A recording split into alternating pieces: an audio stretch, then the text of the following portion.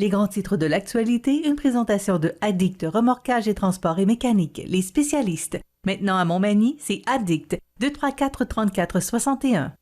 Addict Remorquage et Transport, des professionnels qui peuvent vous aider dans une situation d'enlisement ou simple remorquage. Grâce à ses équipements de haute performance, Addict, c'est aussi le service de transport de tout genre et de mécanique. Maintenant à Montmagny, c'est Addict Remorquage et Transport au 234-3461.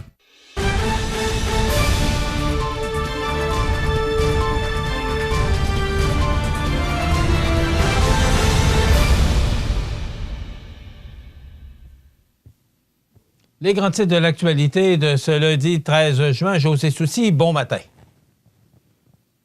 Bon, alors on ne l'entend pas ce matin, alors on va voir le petit problème et on va trouver la solution. Donc, en attendant que José se joigne à nous, est-ce qu'on t'entend, José, maintenant? Moi, je vous entends, en tout cas. Et voilà, alors ça fonctionne. Bon, José, bon matin, je disais donc... Bon matin. Arrestation de Jean-Aimé Bernard pour des actes sexuels commis sur une personne d'âge mineur dans la région.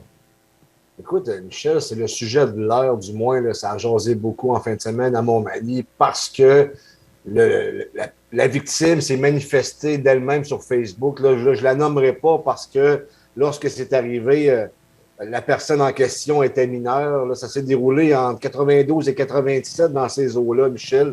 Mais si les gens veulent en savoir davantage, allez sur le Facebook de C'est ma TV et vous allez voir les commentaires inhérents à tout ça. Et on pense qu'il pourrait y avoir d'autres victimes, mais on n'est pas certain. Et d'ailleurs, je devrais avoir des détails aujourd'hui parce que je vais appeler au palais de justice là, concernant le présumé agresseur, savoir qu'est-ce qu'il en est, d'où il vient, son âge et compagnie. Donc, il va y avoir une mise à jour aujourd'hui sur le site de C'est ma TV concernant ce dossier-là. Pierre Bruno, sa retraite marque la fin d'une époque, 40 quelques années derrière les caméras. Il a fait de la radio aussi. Là. C'est vrai, c'est une époque qui se termine avec lui. Hein. Parce que je t'en parle ce matin parce que, je ne sais pas si tu as remarqué, dans les derniers temps, on assiste à un changement de garde dans les grands médias nationaux. On a André Arthur qui est décédé. On n'a pas Larcan qui a annoncé que c'était ces 2 dernières années à la barre de son émission. T'as Pierre Bruno qui part. T'as Paul Oud, c'est Paul Oud, il y a Pierre et Paul Oud qui a perdu son émission de fin de semaine alors qu'il était très haut dans les codes d'écoute. Je ne sais pas les détails inhérents. Là, Joël Le Bigot aussi. Ce que je veux dire, Michel, c'est que c'est un changement de garde. Et pour moi, c'est une époque qui se termine parce que ces gens-là, je les ai écoutés ou regardés depuis que je suis né ou presque. Je me souviens d'avoir entendu André Arthur, Paul Oud, Pierre Bruno, qui a maintenu la barre à TVA depuis nombre d'années. Et je peux dire que pas que je suis attaché à ces gens-là particulièrement. C'est juste que je me rends compte, d'un, que je vieillis comme tout le monde, et que deux, la vie avance et qu'il n'y a rien d'éternel. Et tu sais, nous autres, on passe à la télévision locale, les gens nous reconnaissent, mais enlève-nous des ondes pendant 1 mois, 2 mois, 3 mois, ben, les gens vont nous oublier. Comme on a oublié un peu Guy Mongrain, Jean-Luc Mongrain et compagnie, c'est la vie qui suit son cours et que dire davantage? José, tu sais que j'avais fêté mes 50 ans de vie dans le monde des communications cette année. J'ai commencé, ça ne dit pas mon âge, là, j'ai commencé en 72 à CKBM. Alors, moi, quand on parle de la radio d'antan et de la radio d'aujourd'hui, moi, j'ai connu l'évolution et ça a changé beaucoup. Moi, j'écoute la radio d'aujourd'hui. Tu sais, dans le temps, là, on pesait sur le bouton, puis on parlait aux gens. Moi, je faisais de l'animation du matin, là. Pas à 16 ans, là, mais lorsque j'ai terminé mes études, j'ai été embauché à temps plein à CKBM. Et là, on ouvrait le bouton, puis le directeur des programmes, qui était Olivier Poitras dans le temps, on ouvrait le micro, puis on parlait aux gens, on leur faisait entendre la musique qu'ils aimaient. On faisait de la radio pour les gens. Aujourd'hui, là, tu écouteras les animateurs, ils ont 45 secondes, 30 secondes pour parler. Ils parlent pour rien dire parce qu'ils n'ont absolument pas le temps d'élaborer sur des sujets. Et il y a beaucoup de radio parlées aujourd'hui, alors que moi, j'ai toujours dit que la radio, c'est un outil de divertissement. Donc, c'est de la musique. Mais quand même, quand on parle de Pierre Bruno, là, qui a été 40 quelques années, il peut, lui, il a vécu Télémétropole, entre autres, là, les débuts de Télémétropole. Il y a beaucoup d'histoires à raconter dans le monde des communications. Et ça a été, je le dis, là, pour moi, en tout cas, ça a été les belles années 70, 80, 90, mais à partir de l'année 2000, là, ça s'est mis à changer. Les groupes se sont formés. Les stations régionales ont disparu. Et là, des gros groupes comme Astral, comme Cogeco, comme Radio Nord, là, c'était moins... Il y a beaucoup d'émissions maintenant qui viennent de Montréal. C'est beaucoup moins local et régional que c'était dans le temps. La technologie a changé, Michel, aussi. Hein? Je veux dire, c'est pas la même chose. Puis le type d'émission également. Tout évolue. Est-ce que ça évolue dans le bon sens? Seul l'avenir nous le dira. Moi, je pense pas que d'ailleurs, les auditeurs ont diminué beaucoup. Il y a beaucoup moins de monde qui écoute la radio aujourd'hui que dans le temps. C'est sûr qu'il y a les réseaux sociaux maintenant.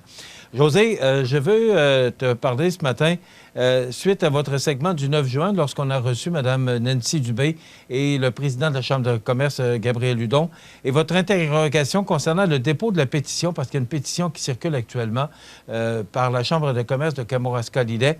Ce sera fait le 3 septembre en Chambre.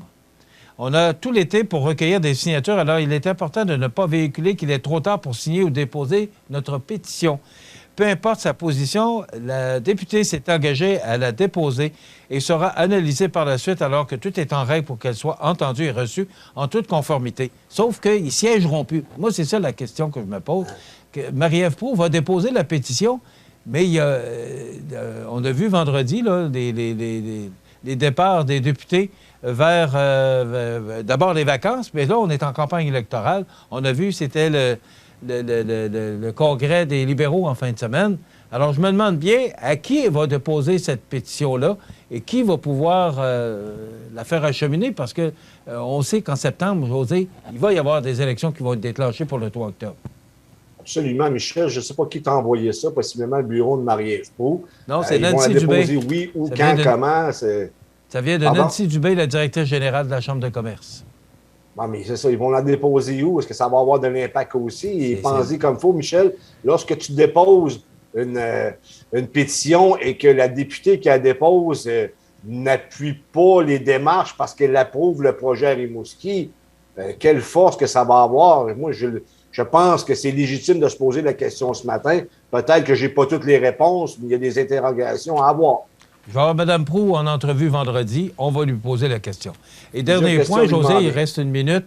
Dans le Journal de Québec de ce matin, en page 3, on parle de Montmagny, attirer des familles avec originalité. Puis on mentionne que Montmagny a augmenté, la MRC, je parle, a augmenté sa population de 218 plus 1 donc, la stratégie de Sainte-Apolline de Patton et la stratégie de probablement probable, bien, ça donne des fruits.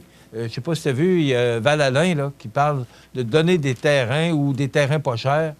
On est rendu là pour attirer du monde. Donc, en page 3, on parle de Montmagny ce matin et de l'augmentation de sa population. Donc, on est bien fiers.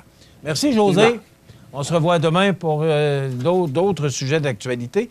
Et demain, nous aurons la chronique économique avec Philippe Gamache. Et on reçoit justement Jérôme Labrie, vice-président, et Nicole Robert, directrice générale de la Chambre de commerce et industrie, qui ont remporté un prix au Gala des chambres de commerce en fin de semaine. Je vous souhaite de passer une excellente journée. À demain.